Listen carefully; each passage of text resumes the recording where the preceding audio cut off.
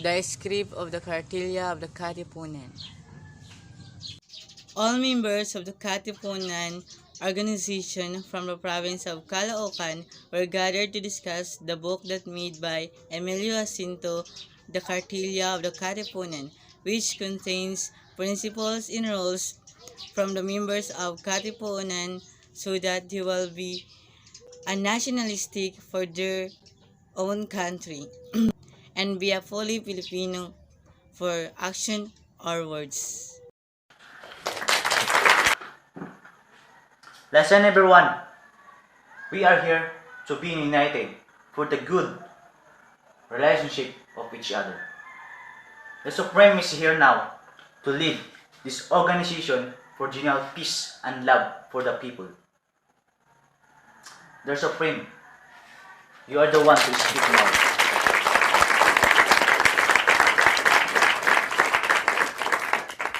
Thank you very much for your presence. I am here to lead you with a pure and sincere heart to lead you properly and equally for all of you. We are here to witness the oath to the motherland and to every flow Filipino here in Filalo, all of purposes, and how written in the book of Emilio Jacinto it has to reveal to you, and content of the Kartilya of the Katipunan. Thank you, O Supreme, and to all the Katipuneros here. I am here before you to present to you the book I have written. And all members here must be faithful to their sworn duty and have an equal view of fellow Filipinos, whether rich or poor, in position or not. After saying these words, Emilio Jacinto, in front of the Katipuneros, discussed the principles and rules of the Kartilya of the Katipunan, and everyone feel their general order, peace, unity, and love for their country, and followed by the launch of Kikiki, the kataas-taasang kagalang-galangang katipunan ng mga anak ng bayan. I am Felipe Munti, who swear to our motherland and fellow Filipinos to abide by all principles and all written in the book that the Kartilya Katipunan. And if I do not abide by, I will be punished with death as a token of alliance to Roman duty. Then, all the members of the Katipunan tore their sedula for the allegiance of all, and Supremo said, For peace in the motherland. For peace and motherland. I remember the day, even wrote down the day that I fell for you. Now it's crossed out in red, but I still can't forget if I wanted to. Pigafetta, Magellan, Voyage. In 1519, Ferdinand Magellan, leading expedition of 5 ships over 270 means, set sail from Spain in search of the Spice Islands. 3 years later, one ship returned to the port with just 18 men. Magellan was not among the survivors, having been killed in the Philippines, but remainder of his party quite inadvertently had been first to circumnavigate the world.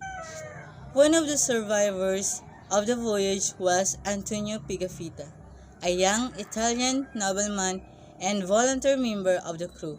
His diligence in accounting of the expedition is the Foley's most valuable narrative of voyage and one of the most geographical documents known as R.A. Skelton observes in the Pigafetta, brought to his task of recording a capacity, keen observation, and sympathetic interpretation and expressive communication which enable to produce one of the most remarkable documents into geographical and ethnological discovery.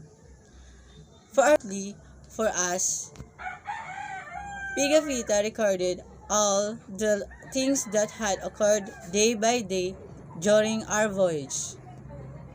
In addition to naval and military battles and maneuvers, Pigafetta faithfully documented plants and animals, customs, language, and geography of the land and seas. never been seen by European. What Magellan and his party did and what Pigafetta saw and recorded so well forever changed our concept of the world and vastly enlarged our knowledge of it. This remarkable narrative brings that epochal event vividly to life. R.A. Skelton, who prepared the translation of commentary, was formerly on the staff of the British Museum. Who is Antonio Pigafetta? What is his role? The Magellan Elcano expedition. Antonio Pigafetta was a Venetian scholar and explorer. He joined the expedition to the Spice Island led by explorer Ferdinand Magellan under the flag of King Charles I of Spain, and after Magellan's death in the Philippines, the subsequent voyage around the world. Why was Pigafetta's journal not published? The primary reason why Antonio Pigafetta's journal was not published is because he was unable to find a financier or sponsor that would pay for the printing of the said written work. Originally, for the hope that he could get a financier, he presented his draft about the Magellan's expedition to Pope Clement VII, who was a head of the Catholic Church and ruler of the Papa State. Based on Pigafetta's account, how did the Battle of Mactan start? Pigafetta related that a small group of 60 men led by Magellan arrived at Mactan 3 hours before daylight, and since it was too early to fight, he sent word to Lapu-Lapu giving him a chance to recognize the Spanish king, and after tribute of learned that hard way how their lances pierced. According to Pigafetta, how did the locals of the island welcome Magellan and his crew? According to Pigafetta, locals like Raha Humabon and his wife Joanna welcomed Magellan and his crew peacefully. Magellan or one of his crew members were able to cure the Raha's grandson. So in return, the latter has allowed some of his followers to baptize as Christians. However, not all locals are very welcome, as Magellan was soon killed in the battle with another native leader, Lapu-Lapu. How are the islanders' way of life, cultural practices, and religious beliefs described? What does Pigafetta's account tell us about the condition of the Visayan island in the 16th century? Today, the name Magellan has honor it serves and members a strait bears its names as those Magalhaes cloud, the two hazy galaxies to the south that its crew describe, and the spacecraft Magellan. And of course, we owe the name of the largest ocean, the Pacific Ocean, to Magellan. What is the text's relevance in the Philippine history? Pigafetta kept a detailed journal of which he is lost. Pigafetta's work is important not only the source of information about the voyage itself, but also include an early description of the people and language of the Philippines.